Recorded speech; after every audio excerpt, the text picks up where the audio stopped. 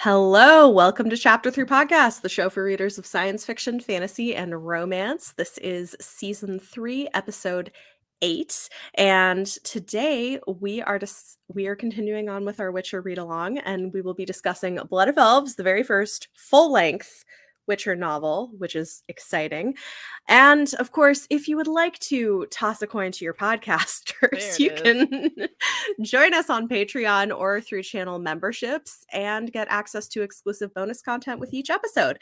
This episode's bonus content is very light topic. We're going to be talking about generational trauma in fantasy. So just, no big deal. So if you want to join us, you can do that. But yeah, we're here.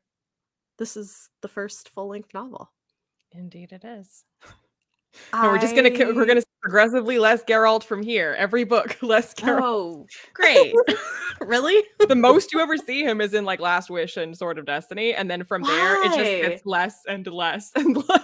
Like the series is literally titled The Witcher. I mean, I actually don't know if Andrzej Sapkowski like himself wanted to name the series that. Because like based on how these books go, I would be unsurprised to learn that he did not. I mean, maybe the fact that they wanted to name it that should have been his first clue to write more of Geralt into the books. Yeah. He just, no. So enjoy while it lasts, because you'll literally by the last book, you'll be like, wait, where's The Witcher? I thought this was the Witcher series. Oh, no. Well, I did like this. Well, good. So here's the thing though. If I found it less enjoyable, I would probably be more than just slightly annoyed at some of the things in this book. Like, I'm rolling my eyes pretty hard at the fact that every female 17 and older has the hots for Geralt, and his treatment of women is not great. But like, I don't hate it as much as I should, because I mean, find the book so charming. It's not only Geralt though. Like, all the men have the hots for Yennefer, and everybody be having the hots just all of the time. It's true. And there is also like when we're in Triss Marigold's POV, the fact that it's not just that Geralt is like a tall drink of water, which of course he is, but like literally him being a witcher, like physical contact, like there's like a magical like charge, like a pleasant sensation from like touching a witcher when she's like a sorceress. So like he's good looking, and then there's also that. So I mean, I guess I just was like, in her perspective when she's like, why am I acting like a teenager? I'm like, yeah, why are you acting like a teenager? Triss is so thirsty for Geralt. It's a lot. It's a lot. And then he slept with a 17-year-old medical student. I was like, oh, good. Yeah. Okay.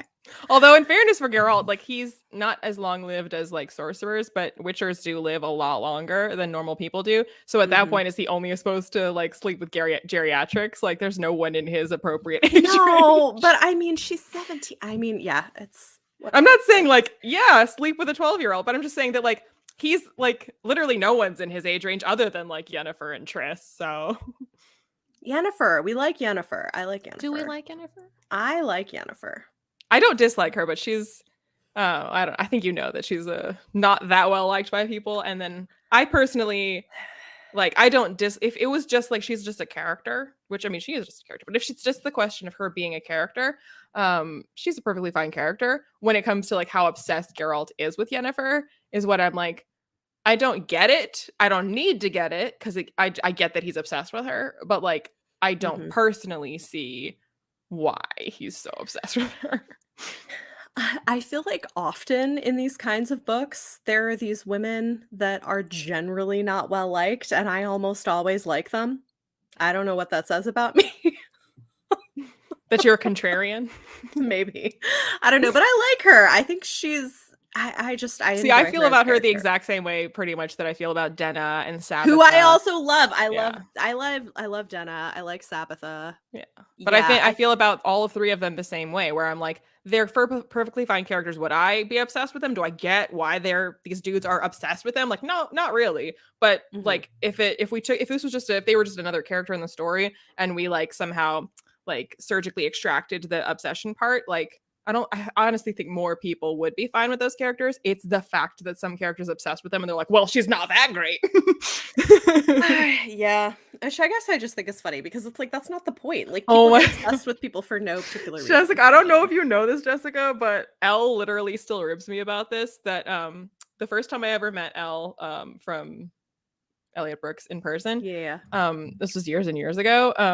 I had just started reading the Witcher series, and she's like a big fan of Witcher. I think everyone knows. And I was like, yeah, it's great, except like if I have to read Lilac and Gooseberries one more time, like I freaking get it.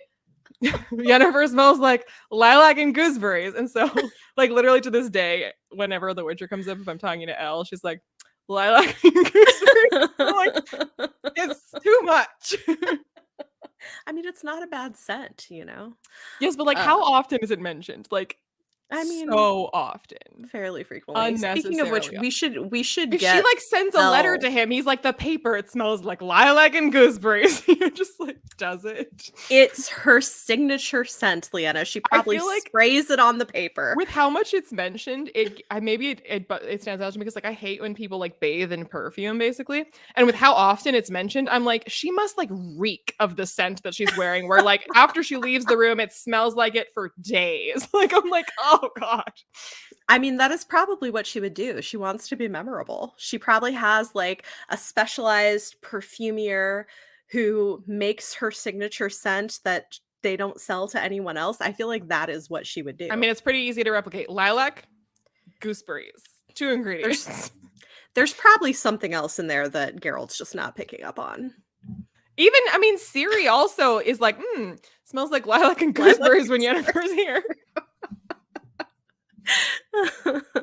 Yes, Jessica, exactly. We have a comment that the lilac and gooseberries is her version of the Witcher shock. It's why everybody likes her so much. Maybe that's the real answer to the obsession. They can't resist her scent. I know what lilac smells like. What does gooseberry smell like? I've had I gooseberries. They're I pretty scentless. I have no idea. They Maybe don't they have a smell like maybe they anything. flower. Maybe there's like a gooseberry flower. Then it would be gooseberry blossom. It wouldn't be gooseberries.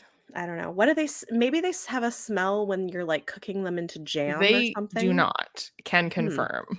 Okay. Well, They are like I one of the don't know. blandest berries in the world. So she mostly smells like lilac, I guess. I don't know. That's that's interesting. Maybe it's a translation issue. Maybe Polish gooseberries have a stronger scent. I mean, yeah, maybe wild gooseberries, like just like wild strawberries and wild Yeah. blueberries are all like a lot more potent. Like I will Mhm. grant perhaps wild grown gooseberries in Poland have a lovely scent. We just don't know what it is. And maybe if we did, we would understand the obsession that everybody has All for right, Yennefer. let's all go to Poland. Let's Buy go some gooseberries. to group trip. Oh my gosh. Yeah. No, I like her. I also really actually enjoyed the parts of this that were Yennefer and Ciri together. I like Geralt and Ciri. I liked Yennefer and Ciri. Sorry, I'm I distracted enjoy those because Cash just interactions came in carrying her crow toy, loudly appropriately. meowing. She was just like meowing while carrying it, and then dropped it at my feet and looked up at me and continued meowing. Like Like, it's not. "Mom, play with me. Come Don't know on." what you want, child. All right. Well, if you hear some meows, that's what's going on. There you go. Oh. Um, but yeah, I enjoyed the Ciri Yennefer chapters, kind of Ciri coming of age, and I don't know. I also thought it was just funny the whole thing of because some of this is stuff that's in season 2 of the show. So some of it felt a little familiar. Um, but I did think it was kind of funny Ciri being brought up by the Witchers who just like don't think about the fact that she's probably starting her period. Yeah, so like that's some of the stuff that like, okay, yeah, there's some male gazy sexy times and boobs, but like also I don't Mm, name me like fantasy books that written by men that mention menstruation. Like I right. can think of two, including this one. Yeah. Yeah, no, which I appreciate all of that as well. And Triss is like, yeah, no, you're gonna listen and not have her do this some days, Well, and the menstruation is y'all. like the most obvious thing that doesn't get mentioned and that is Right. mentioned. But there's a lot of stuff that Tristan and Yennefer say to Ciri that is like very like female gazy, where like she's Yeah. like, "Why are you putting makeup on?" She's like, "I'm putting it on for myself. Like I'm putting it on Mhm. for my own self-esteem or something." And then like someone asks Ciri what she's wearing and she's like, "Esteem" or something, because that's how makeup was explained to her. But Yeah. yeah, there's like or like Yennefer telling her about like having sex and worrying about virginity, and she's like, Mhm. "Look, like don't worry about being a virgin. Like it's fine if you're a virgin, it's fine if you're not a virgin. If you don't want to, then don't. And if you Yeah. do want to, just make sure that he's like not messy." Right. It's like, how do you decide? The bed. If he doesn't have a bed, it's a nope. Then base it on how nice the bed looks. Yeah. Like, course. Decent advice. I mean, honestly. Yeah. It was funny. I did love like the jumps though from like, because in with Triss and Siri, we jumped from talking about makeup to learning about ghouls. Like we have range, you know? Life of a sorceress, yo. Indeed. All the things that you need. No, those were a lot of fun. Um yeah, let's see. We've got a comment.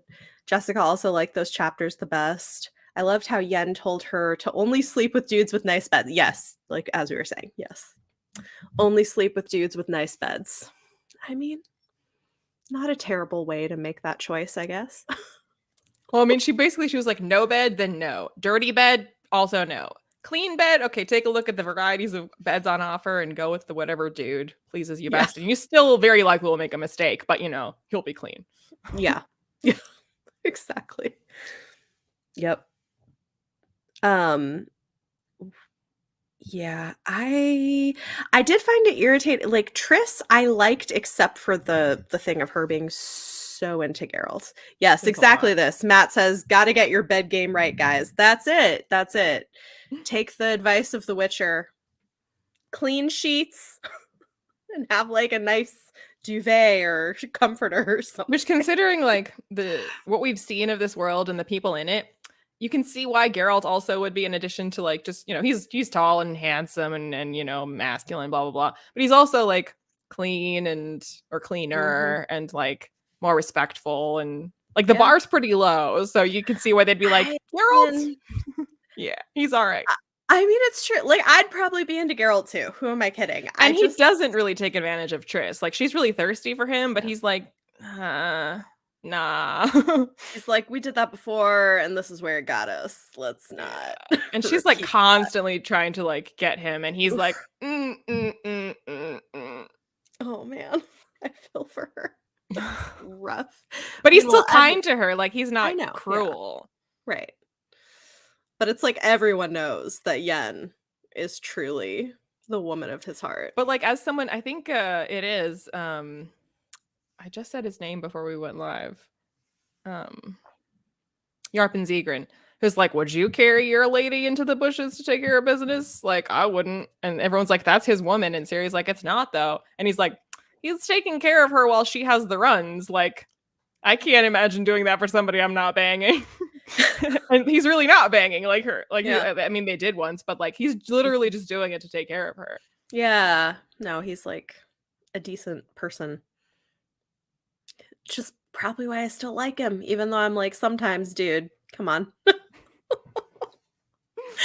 The Can't blame humor these in ladies. It's true. I mean, I get it. I get it. I'd probably be into him too. What am you know?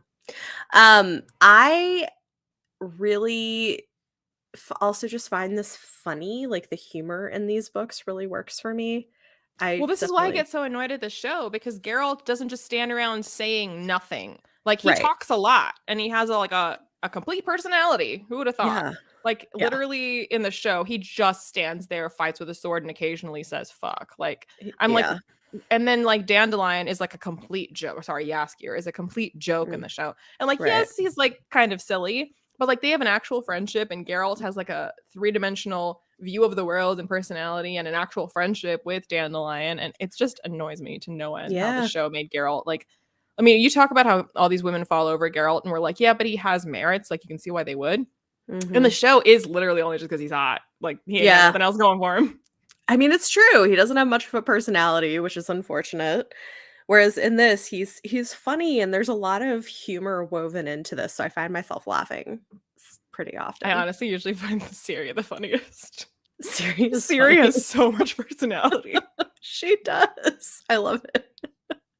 I cracked me up too. There was the whole thing of like when she's at the nunnery or whatever. I don't know what it is exactly, but like Temple school?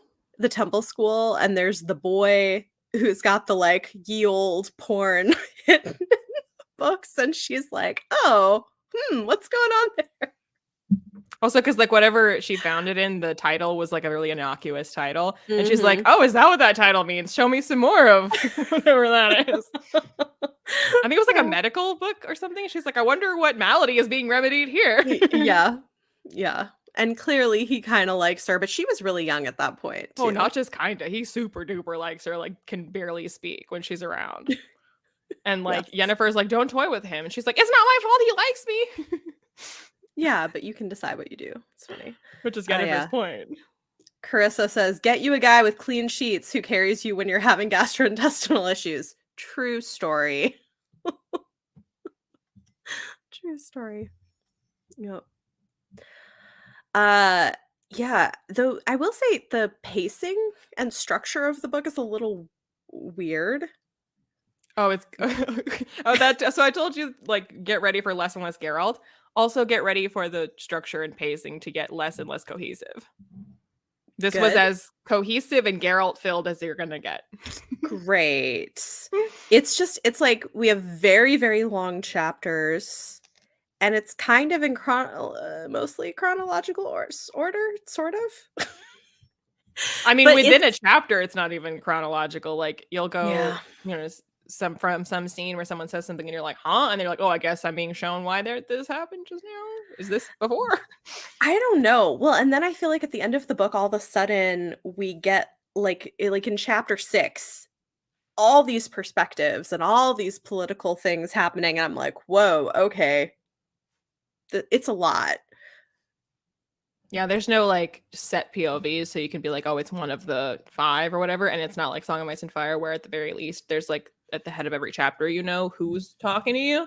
Right. There's constantly going to be different POVs showing you different things, and less of them will be Geralt, Great. and they Great. will not Yeah. necessarily be in the present. It's a little confusing. I can see why they maybe had trouble figuring out how to turn this into a show because there is just so much going I on. feel like they may somehow made it more confusing in the show, but I mean, it made sense to me. I don't know. But yeah, it's a lot happening, but it's interesting. I just don't know that I'm really keeping track of all of it entirely. Let's see. Stephanie says, even though this is the first novel, it still kind of feels like a short story collection. Yeah, it feels like a hybrid, I guess. Kind of in between. It feels more like a novel. well, like I in general have trouble remembering other than like, standout moments, like what things happen in which book because they're all like that. There isn't like a Mm, plot arc okay. really in any of the books.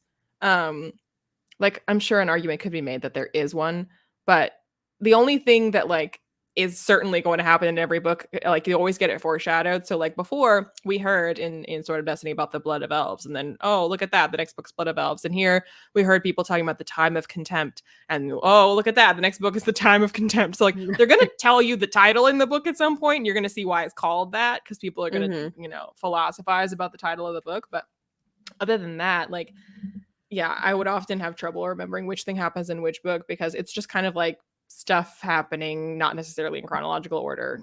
Yeah. I mean, I feel like if there is a plot arc to this, it's Ciri coming of age. Oh, this entire book series should have been called The Chronicles of Princess Cyrilla. It's not the Witcher series.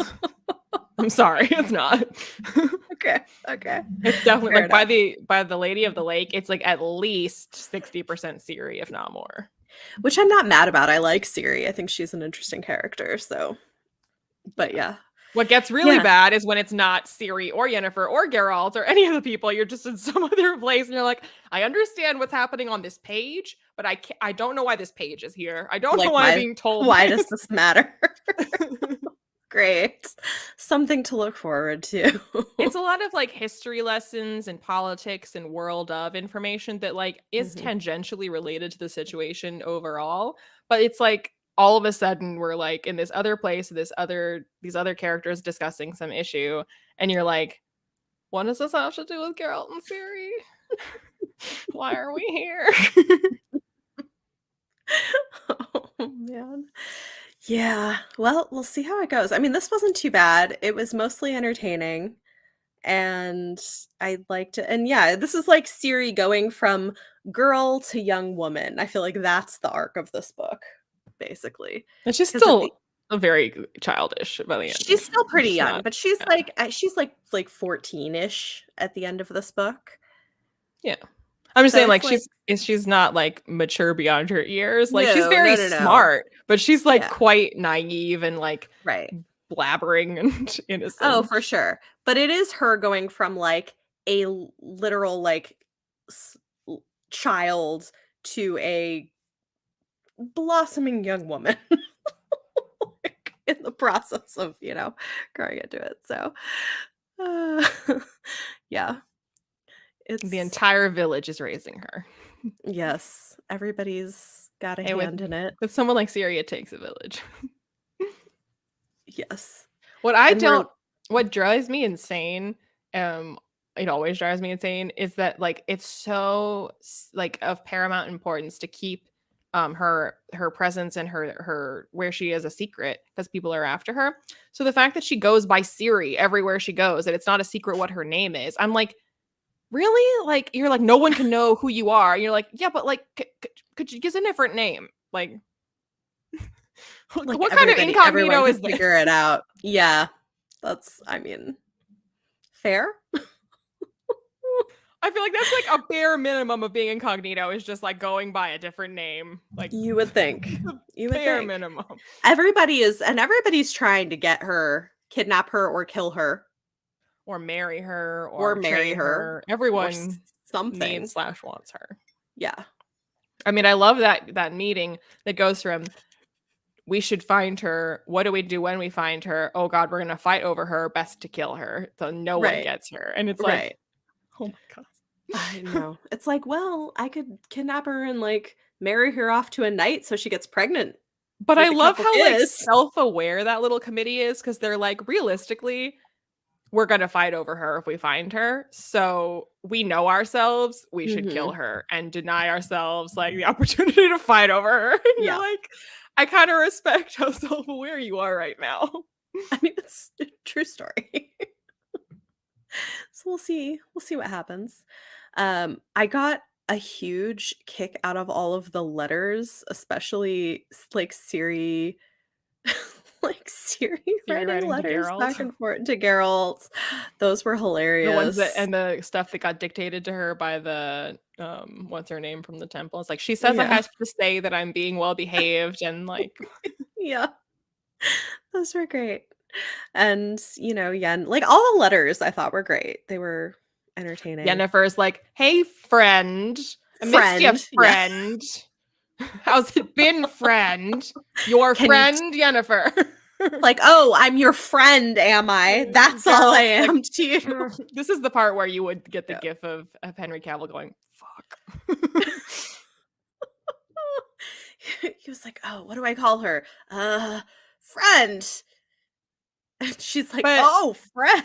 in the show, they made it this big thing where, if I remember correctly, I only watched it once. That he doesn't know that Yennefer's alive, and he finds it out from Triss. And that when Triss shows up, she's like, "Why would you ask me for help and not Yennefer?" And he's like, "Because he didn't know Yennefer was alive." Whereas Yeah. here, it's very clear he does know Yennefer is alive, and it's just like, I'm gonna go with Triss. Yeah. Less They drama. yeah. I mean, they definitely made changes, for the show, and which I think Just is like okay. Geralt and Yennefer are melodramatic enough. Do we need to add more melodrama? Why not? It's makes things entertaining. So they They are took out very anytime melodramatic, though. Geralt said anything interesting and put in him being like, Yennefer's alive. Great. No, the Geralt could have been written better.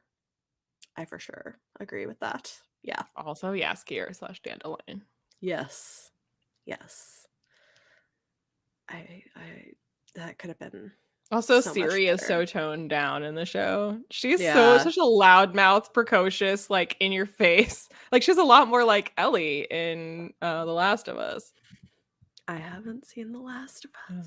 I did like a read alikes for The Last of Us, and I was like, if you like this like Mhm. blabbermouthy, annoying kid with the like gruff, like let's survive Mhm. kind of dude, I was like, you should read the Witcher books because that's Ciri and Geralt.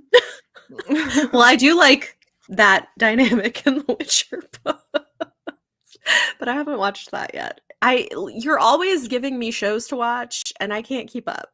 I don't know that you would like The Last of Us, but I just kind Yeah, of I don't know. assumed that everyone had at least, I don't know. I I guess I'm not no. surprised you haven't seen it. I have a lot of things to watch. I'm finally watching House of the Dragon. I mean, Yeah. I isn't mean, it enough? if I was gonna make you watch a show, it would be House of the Dragon, not The Right. Last of Us. Well, I have 2 episodes left, so I'll finish it this week. Dun dun dun dun dun dun dun dun. Yeah, Dun. You know that music slaps. it does, it does. Like all of the Game of Thrones fans were like, I don't know about House of the Dragon. They burned us, and then as soon as the intro music starts, you're like, I'm in.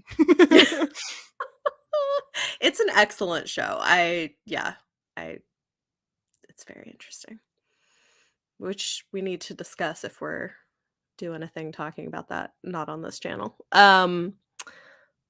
What else is in my list of notes that I took while I was reading this book? Oh, okay. There was this one small thing that I just found really interesting at the end of chapter 6. What are they called? Like they have the little like excerpts from documents or whatever. Oh, There's I a don't know if word there's an for actual those. word for that, but yeah, I know what you're talking about.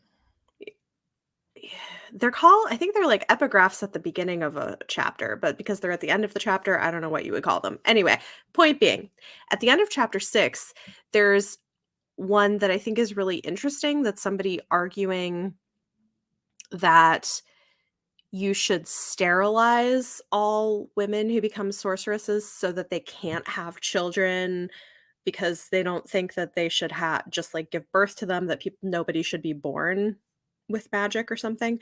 And or at least Well, not born. it was that people aren't born with magic, that it is always a thing that is made, and the fact that people try to breed people for magic because they think that they can get it that way, and because most of the time you end up sterile anyway as a sorcerer. No, not always, but because people have tried to like breed for it, that they're like, since most people end up sterile anyway, just 100% across the board sterilize everyone that's a sorcerer Yeah. because you can't breed for magic. Well, didn't say that though. I think they said that some people didn't it? Maybe I'm remembering wrong, but I thought they said that like some people can have kids with magic. The whole point of it Yeah, is that's why I said I that, like, found most people who become sorcerers or sorceresses, most people right. end up being sterile, but some don't, and because Right. some don't, then people Right, right, try to, right. like, breed for magic, Right, and so and they're you should like, but it's interesting, right? Because it ends up turning into sort of eugenics, which puts a whole different light on Yennefer's situation. So I just found that little tidbit interesting, and I wondered if it was I was like, "Is this something well, it's kind widely of known?" anti-eugenics because 'cause they're saying that people are trying to breed, for Well magic, and so, like, because there's a well, danger of people trying to do that. but no, but they're saying they don't want sorceresses to have children. Like, they don't want Right, because 'cause they're and saying so that, forced like, sterilization, that usually is they end up eugenics. not being able to anyway, but because Right. some can, But and because some people can, let's just sterilize all of them, like, that's 'cause again, eugenics. because people they want to breed magical children and that's not how it works, but because It's people are it's gonna try it to do that. No, but it says they can pass on abilities. Oh, no, this is like eugenics, basically. They're basically saying that they pass on abilities, but it sometimes makes them have, like be, like, mentally disabled, basically, and that they don't want that to happen, and so we should just sterilize them so they can't have babies who are disabled. Like, that's eugenics, which is like, I don't know. I'm not I just think arguing it's for like interesting. that being the right course of action, but just like Right. for clarity of what the thinking is. No, but that's because that's what it says. Okay, hold on. Let me find it again. Just read this. I had it and then I put it down. Why did I do that? Okay. Yeah, because it says, so it's on page 295. No one is born a wizard. We still know too little about genetics and the mechanisms of heredity. Unfortunately, we constantly try to pass on inherited magical abilities in, so to say, a natural way.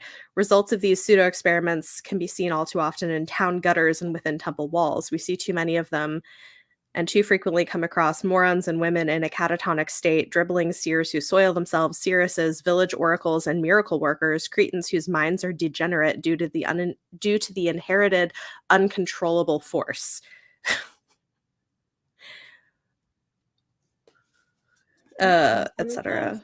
So yeah, I mean it's like most of us lose the ability to procreate, but some wizards, usually women, attuned to magic while still maintaining efficiency of gonads, they can conceive and give birth and have the audacity to consider this happiness and a blessing. No one should be born. So yeah, so I mean Right. like So I mean, I like feel like what I was talking it's about, again, I'm not arguing that like, right. yes, yay, eugenics, but like the Mhm. thinking is because like as it says in the beginning, no one is born a wizard. And like they're Mhm. saying that like, yes, like some people who are made into sorcerers are able to procreate, and sometimes those who can procreate pass on something of what they are. But the Mhm. idea that you could give birth to a like a full-fledged, like what we think of as a sorcerer, they're like, that's not possible. And so Right. then like people, they made it sound so like I guess I focused in on a different, I also did the same thing. I was on it and I closed the book. But so like you're not wrong that that's, I mean, it is essentially eugenics, but like the part that I zeroed in on was less on like individual people just like wanting kids and Mhm. more about the part where it says we constantly try to pass on inherited magical abilities and results of these pseudo experiments. So to me, it Mhm. sounded like the other dark side of that is that like you would purposely be trying to like breed Interesting. wizards, you know, that you're like, so Yeah. if you just take away that ability, people won't be trying to force this into happening. Cause like that's also a kind of eugenics, you know, that you're like Yeah. gonna take, oh, we found a wizard and we found a sorceress, like let's stick them together and make them make a magic baby. When you're like, Right. it's not gonna go well, it never goes well. That's not how you get a wizard. Like, Right. I just think it's interesting because, like, it's in the previous books, the way Yennefer talks about it and the way it's presented is that, oh, this is just the consequence of getting your magic. But well, this it is says like, that there as well. well, It says that most of the right. time, like the pituitary gland and the Well, yeah, wizards and the like sure. that But I I mean, mean, but it the can point is obviously be a that consequence of being right. But the point is that, like, it can be, but also not necessarily, and yeah, I don't know, it makes me wonder, especially for an author writing in this time in Poland, how much this is in conversation with historical instances of, like, forced sterilization and eugenics and those kinds of experiments, like, because there's definitely history of so it's interesting to me that well, that's I a mean, the whole yeah, Witcher series is constantly talking about stuff like that because, like, what was done to yeah, Geralt is like he was taken as a child and then forced right, like all kinds of like horrible poisons were put in his body to mutate him, and most kids mhm, don't even survive that, and the ones that yeah, do become mutant witchers.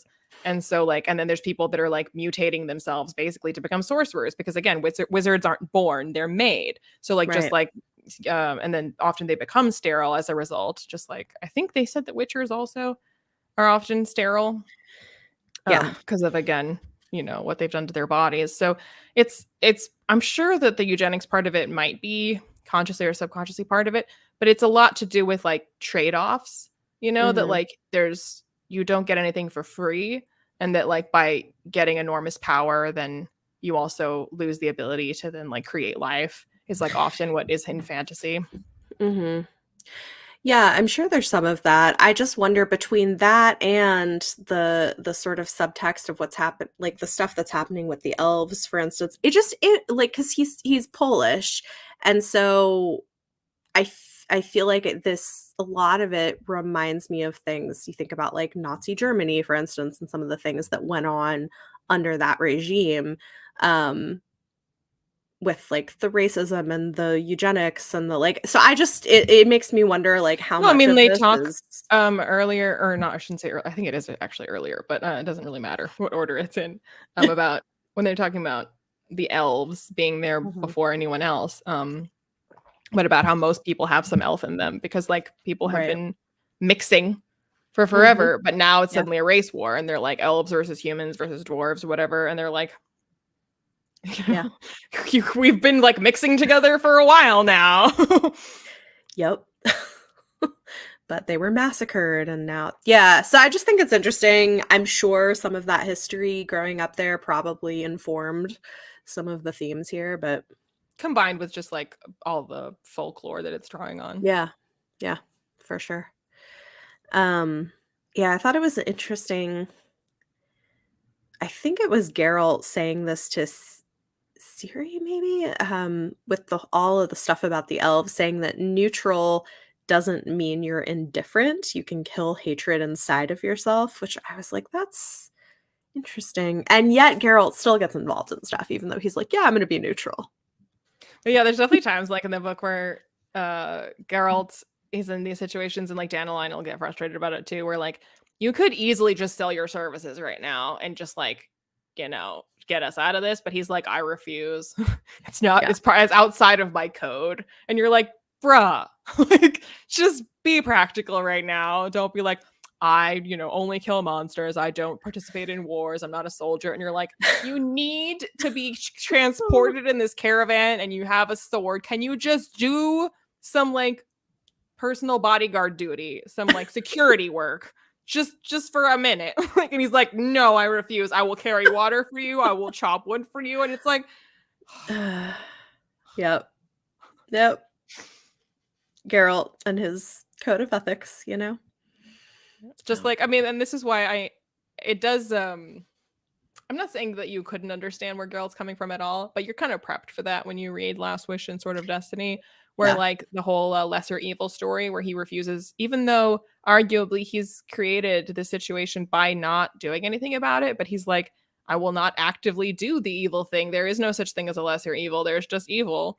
Mm. And you're like, but it's like with the security work, you're like, I get that this is not part of your code, but like big picture, bruh, big picture. Like you're creating more harm.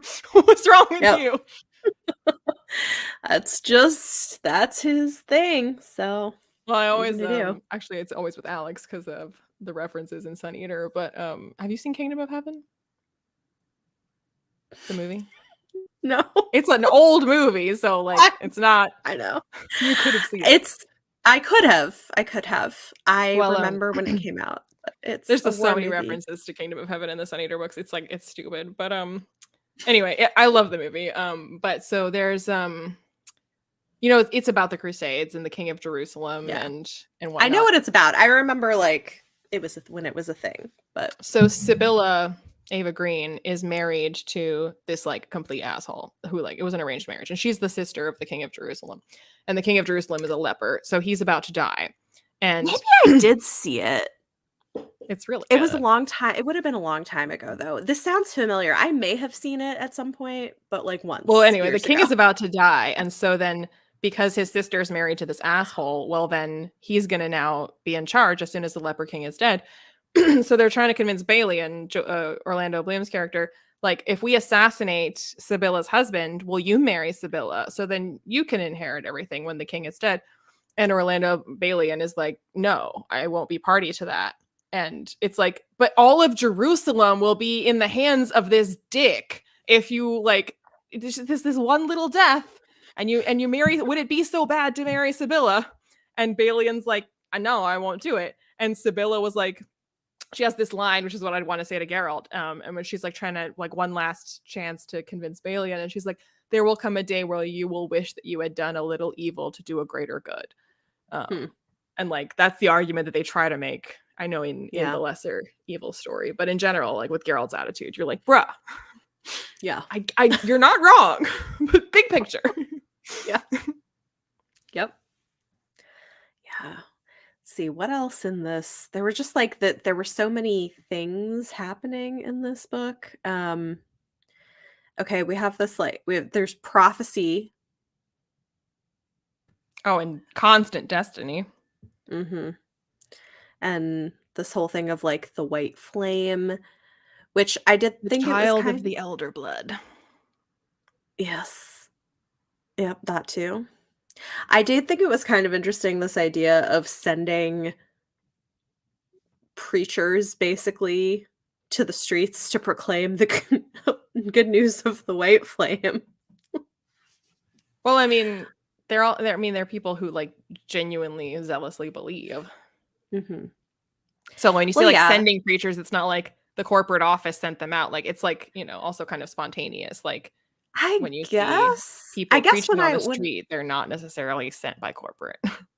I don't know, it's interesting because when I was reading it, it read to me like a strategy, like a strategic move to sort of Well, they're win over. strategically trying not to kill those people because, as they say, if you kill one of these like preachers, they'll become a martyr, and we can't Right, be having that. So, yeah, try to tamp it down. You can question them if you want to, but do not kill them. right, yeah, it would make it worse.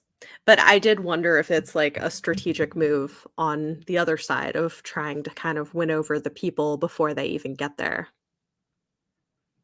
I mean, before who gets there? This is just an old The prophecy, army, like the armies, but right? that army isn't like the prophecy. It isn't like their leader, the person? Like, aren't there's, like, prophecies about the white flame? Isn't there a person who's the white flame that we see in a couple scenes or something? There is a person, but we have not. I mean, like the prophecy is about a person, but not a specific currently person. Interesting. It makes it seem like, I mean, maybe this is because 'cause you've read it before, but, like, reading it, there's a person that I'm like, "Oh, okay, this is about seems to be about them," and it seems this is what it read like to me, is that, like, this person leading these armies is the White Flame, and there's prophecies about them, and they're sending in these people to, like, pave the way for people to, like, welcome them instead of So, I fight mean, back. it is an existing prophecy. And so there are certainly people that are true believers and people that might use a prophecy that is believed by many to their own advantage, but Mhm. it is a real prophecy. There is a white flame. So who's the, like, dude that's leading the whatever the people The what I don't. Nilfgaardians? The Emperor Yeah, of the Nilfgaardians? I mean, that's just who he yeah, is. He's just a normal, like, king. okay.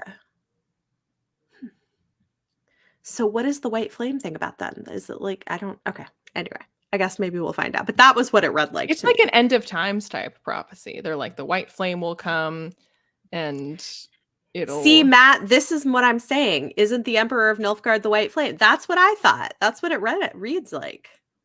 Is that not correct? You didn't find out. Did we not, didn't we though? Like didn't they say it? I thought they said it somewhere. Okay. It's very confusing. No, it will be confusing. Because they're also, I feel like one of the most confusing things about these books, or it certainly doesn't help, is just the number of names. And Yeah. like you're already like they're jumping around from perspective to perspective and jumping around in time. And then there's just like Mhm. so many names that you're like, I, I don't know who you're talking Yeah. about. And then there's the, like, sorceresses that can turn into birds, which I remembered from the show. They had that in there, which was interesting. Yeah. Hmm.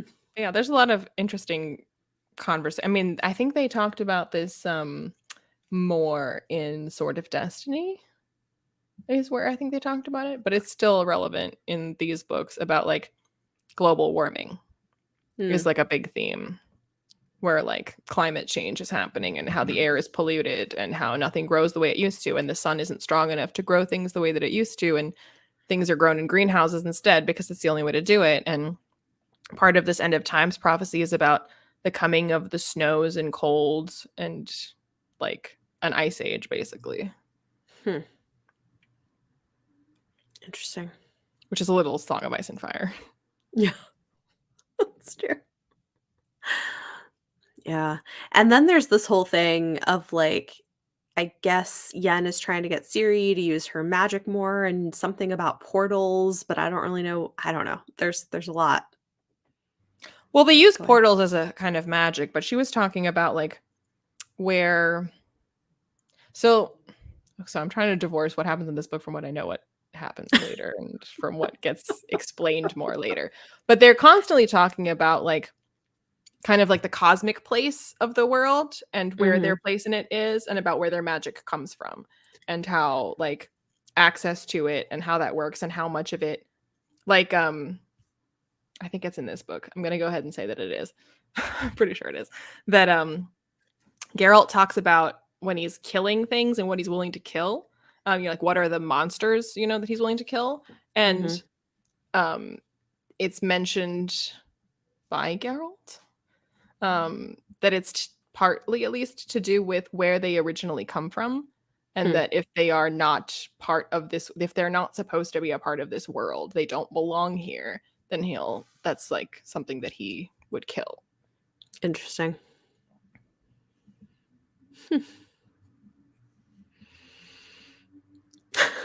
More to come. Indeed. Okay, okay. I think that's most of what I had in my Yeah. notes. And so like it's a especially reading it like rereading it now, Mhm. um I think it's a little bit helpful that he does it, and you notice it, I think, more when you reread it, how much he kind of like telegraphs, especially because of how confusingly structured the narrative is.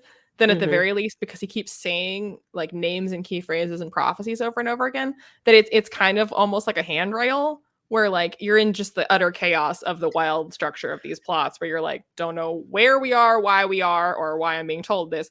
But you have heard these like things like the white flame or the child of the elder blood, the time of contempt, like all these like phrases and lines and names and Mhm. prophecies that you're like, oh, that's the important thing, so that when it comes up again and again and again and again and again and again, and people mentioning it in different places, people saying it to each other, people looking for it, people remembering it, people stumbling upon it in prophecy, people saying it in the elder tongue, and then someone like translating it. You're like, oh, that's that phrase. Like it's just in the elder tongue right now. So like it helps, I think, to have that kind of like through line of these like words and phrases that you can kind of like latch onto. Mhm. Yeah. Because Well, and there's I so many think things that I what's certainly didn't notice, but like now, like because I know what a bunch of stuff is, that like yeah. there's constantly stuff that we're like, oh, this name also means this, and this is part of this prophecy, and this is what was said of this, and I'm like, yep, Yeah. that'll come back, yep. Well, as much as I know they changed some things, I did find it helpful to have the touchstone of having watched the show See, I as thought the well. show was confusing and was glad that I had read the books. Interesting. Yeah, no, I found it helpful, like, there were things that made more sense to me because I was like, "Oh, okay, this is, like, this thing that happened in the show," and that helped me ground it a little bit more, and I also think, like, having watched season 2 of the show, it explained a little bit more of what we get hinted at in this book about Ciri's lineage, um, which I Well, don't I we mean, get we know some of it. in Like, the we show know or in the some books. stuff. Well, like, in the books, we do know a I'm little saying, which bit one are of you saying is showing you more right now, the show or the books? the show. Because right now, what in the books do you not know about her lineage? I just didn't think it explained as much. Like, we know a little bit, like, we know that she is descended from the elf queen or whatever. So we do know like some of that. But I feel like I don't know. It's been a while since I watched the show. But that to me again as that was getting touched on before it got explained, I was like, "Oh, this is referencing this thing that I knew from watching the show." And I just felt like it made more sense. I Well, don't I know. mean, you know that she's the granddaughter of uh Calanthe and the daughter of Pavetta, that her parents Mhm. are dead. So she was raised by Calanthe, and Calanthe martyred herself at Sodden or just before Sodden, and that's what rallied everyone to fight at Sodden. And that her distant ancestry, which is why she looks the way she does, is Elvish. Right. So like that's all in the book. So like what does the show tell you more? I think the book eventually tells you that, but it hints at it first. And so when it was like hinting at some of it before it got into more of the stuff about the elves, I was like, "Oh, okay, this is to do with the elvish ancestry thing." I don't know. It just made it easier for me to follow it, I guess.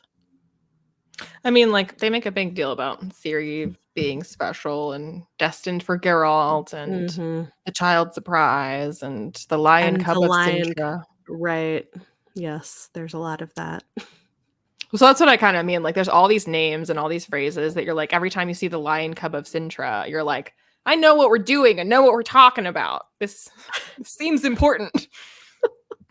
And they keep harping on like Geralt and Ciri being destined. And Ciri is like, I was destined for Geralt. And she's the child surprise. And Yennefer calls her, she switches between surprise and ugly and never calls her Ciri. Yeah. And we get like mentions of like what Ciri's actual name, where it comes from the old tongue, what the Cyrilla, where it comes from, what it means. Mhm. So yeah, there's Mhm. lots of stuff in there that There's it a definitely lot. becomes clearer as you go. But I think that's why I think that because he repeats it so much, it's a little bit annoying. Because when you're reading it, you're like, I get it. She's the child surprise. I get it. You're destined for Geralt. I get it. But then by like, book 5, you're like, thank God for the repeats. 'Cause like that's about the only thing I get right now. Oh, man. Let's see, we have a comment. Okay. Matt Tower of says, "I Swallows is read where it the" goes. Okay, great. Well, it says, "I read the first 4 books and then watched the series. It's all a tangle at this point, currently reading The Tower of the Swallow." Interesting. The Tower of Yeah, so Swallows is like the second to last book, and that is where it starts to just go like completely not about Geralt. I don't know where we are or why we are. Like that's where Mhm. it starts to go off the rails. Oh, great, great. Yeah, I mean, I had only read The Last Wish before watching the show, so it was, like, enough to give me some reference points, I guess, for what we were doing, but yeah. I mean, I think one of the things that even though the bird's eye view sometimes makes reading these books quite impersonal, and that's kind of why I struggle when I get to Tower of Swallows, because it's already kind of impersonal at this point. You're not really in a close third person that much. You're not really like following one particular character really closely. It's still quite bird's eye, no matter who you're with.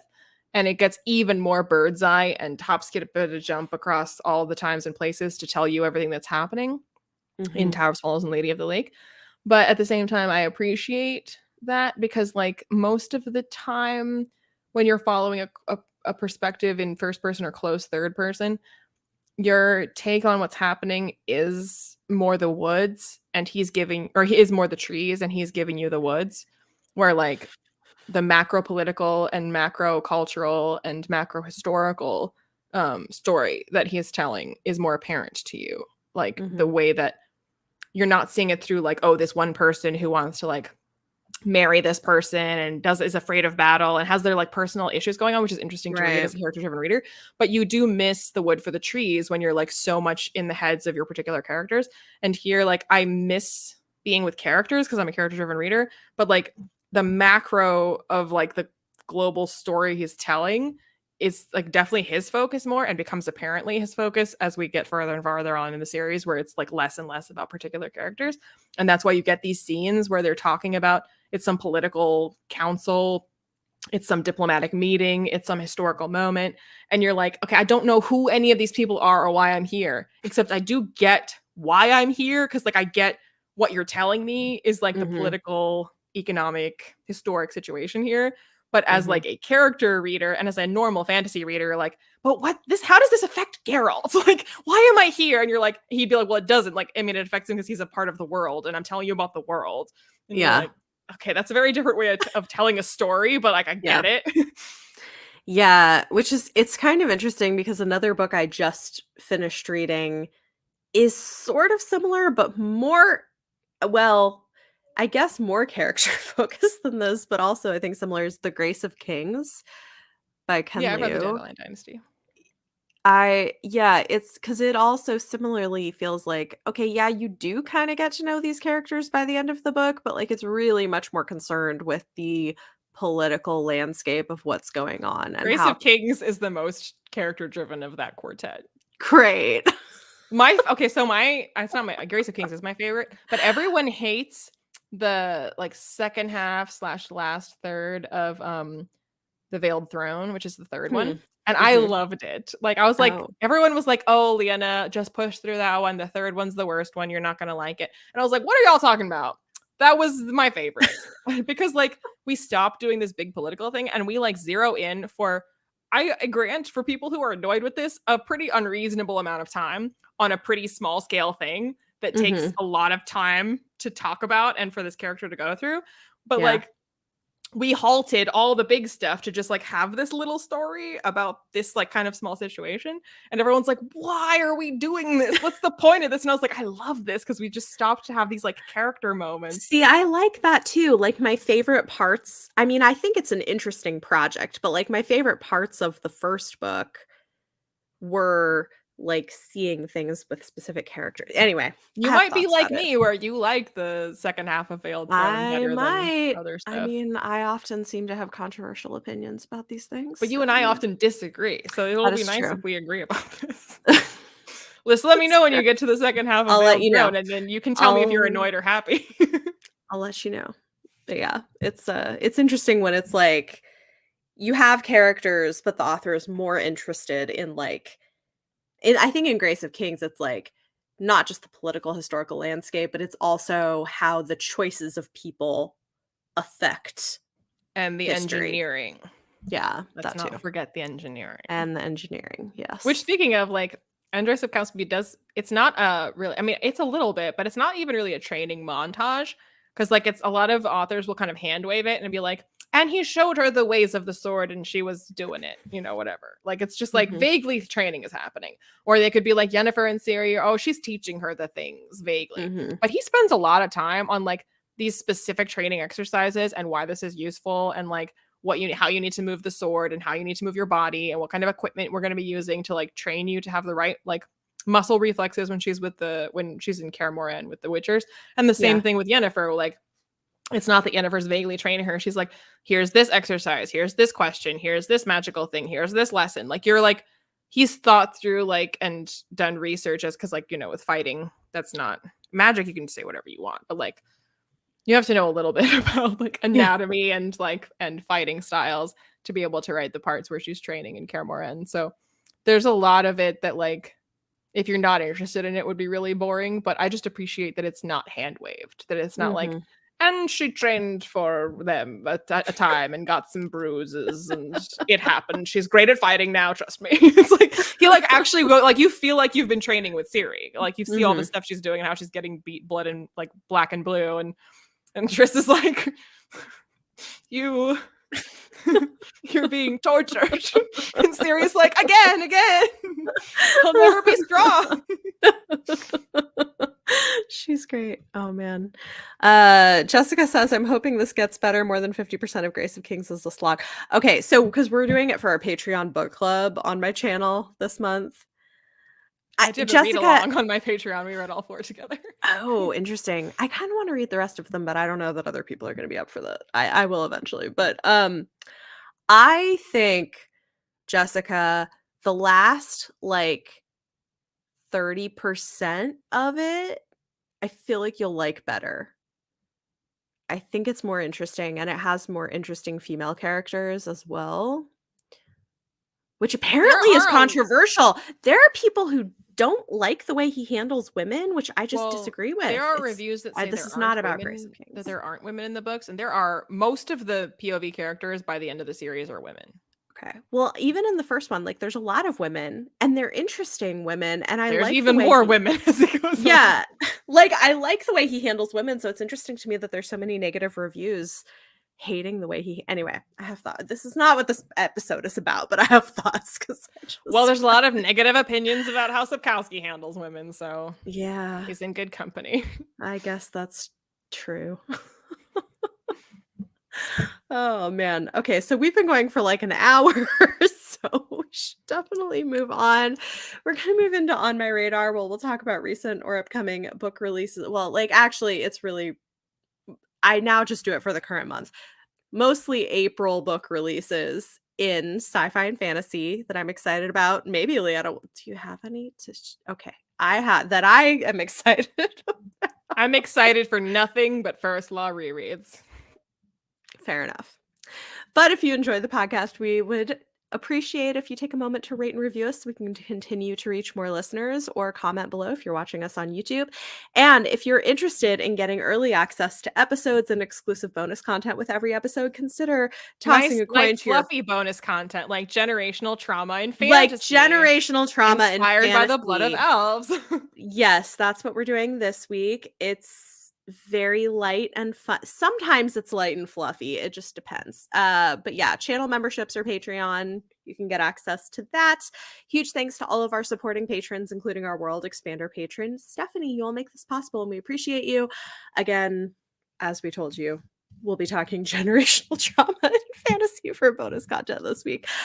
Okay, so I have a bunch of books that are coming out this month that are great. So first up, Blood Debts by Terry J. Benton Walker is a modern YA fantasy. The cover makes it look like it's set in the 20s. It's not. It's set in a modern magical alternate version of New Orleans, and it is high melodrama. Like it's got it would Like Geralt Leanna, and Yennefer, but worse. yeah, but teenagers. Oh, God. Yeah, it's like if Geralt and Yennefer were teenagers, and Yennefer had a gay teen brother who was as bad as her. It's like that, but in Louisiana with Black people. So it's like The Witcher, except in any way that counts. Right. But it's got magic. Anyway, I liked it. It would make a great like CW TV show or Netflix show. It's that kind of a vibe. So I think a lot of people will enjoy it. The Blood Gift by Annie Davenport. I'm so excited. This is the sequel to The Blood Trials, which I think is it reminds me a lot of Red Rising, except with magic and racism. There's definitely racism in Red Rising. Yeah, but it's like overtly dealing with like anyway, but it's great. I feel like a lot of people have missed out on it because it was not marketed appropriately to the right groups of people, and the covers don't give the vibe of the book at all. It's much more similar to like the grittiness and action of Red Rising. I'm very excited for the sequel. It's just a duology. Short story collection, The Wishing Pool and Other Stories by Tananarive Due is like excellent horror short story collection, mostly creeping Southern Gothic horror, but also some futuristic pandemic related horror that were Nice written and light. before COVID, which, yeah, nice and light, but it's a really good collection. If you haven't read from Tananarive Due before, she's awesome. Also, The Warden by Daniel M. Ford is so good if you like cozy fantasy, but you don't want it too cozy, and you like the idea of Twin Peaks, but if it had wizards, with like a bisexual wizard lady who is going to the small out of the way town that she doesn't really want to be in, and it's like cozy, but then things happen and she has to solve problems. It's great. I really enjoyed it. Okay, I know we stopped talking about Blood of Elves, but I feel like Blood of Elves is kind of cozy. It has its moments. It well, does. most of the book is her at Kaer Morhen training with the Witchers and her in the temple training with Yennefer. It's true, which I love that. I really enjoy training and schools and like cozy There's really only like vibes. one kind of violent altercation, and that's on the road when they get Yeah, attacked. Otherwise, it's true. like just conversations, politics, training, Letters. history. Maybe that's why I enjoyed this so much. It was good. Okay, two more. Oh wait, what is this? Sorry. Matt says, I'm looking forward to the upcoming release of Gooseberries, a natural history of the world's greatest scent. Oh, tell us more, please. That's great. Oh my gosh. Okay, I've got two more. They're both YA. Star Splitter by Matthew J. Kirby is a YA sci-fi thriller that's so good and twisty and interesting and doesn't talk down to teenagers. It's dealing with some really interesting existential ideas without being didactic in the way that it does it. And yeah, I don't know. It's really good. One of the best YA sci-fi books I've read in a long time. YA doesn't do sci-fi well usually, so I get very excited when there's a decent YA sci-fi book. So Star Splitter, I do recommend. And then I lastly, like there's a a lot of debut. YA sci-fi. Do you? Oh, maybe not a lot. I just feel like I think I can think of more sci-fi books that I like that are YA than sci-fi books that I like that are adult. Hmm. That's interesting. I wonder why. That's that's very interesting. Okay. All right, last one is That Selfsame Metal by Brittany N. Williams. This is pitched as a black girl and sword expert fighting a Fey uprising in Shakespearean London. It's fun. Like the When they writing, say Shakespearean as opposed to Elizabethan, does that mean that Shakespeare will be in it? Because yes. the time period is actually the Elizabethan time Yes. period. Yes. He doesn't Shakespeare get to be the name of the time period. well, so it's not the time period, but yeah, no, Shakespeare is literally in it, and also there are heavy references to, obviously, A Midsummer Night's Dream because there's a real Fae uprising happening So as it's well. Sandman. I don't Sandman has an arc about how that's Oh, why he wrote really? Midsummer Night's Dream is because he was like Oh, tripping in interesting. fairyland. That's interesting. Well, yeah, I mean, I guess not exactly, but yeah, so it's kinda got that. There's also, like, references to Othello, and there's a bisexual love triangle with hints that the next book could be polyamorous. So if that is a thing you like, it also has that. So, Midsummer Night's Dream is nothing if not polyamorous. true story. So there you go. Lots of exciting books releasing this month through the first couple days of May, basically, in sci-fi fantasy. So thank you. This has been fun. I will be back May 16th for our next episode with Izzy. We'll be discussing Electric Idol by Katie Robert, which is the second book in the Dark Olympus series read along that we're doing. And then at the end of the month, we'll be back with the next book in the Witcher series. So, again, this has been Chapter 3 Podcast. We're your hosts, Bethany and Leanna. You can follow us on Twitter, Instagram, and TikTok at Chapter 3 Podcast. And you can find us on YouTube on our individual channels. Everything is linked down below or in the show notes if you're listening. The next episode will be available May 16th. It's going to be a little while, but we'll be back. And this episode's bonus content will be available to patrons in the next few days. Thanks for listening.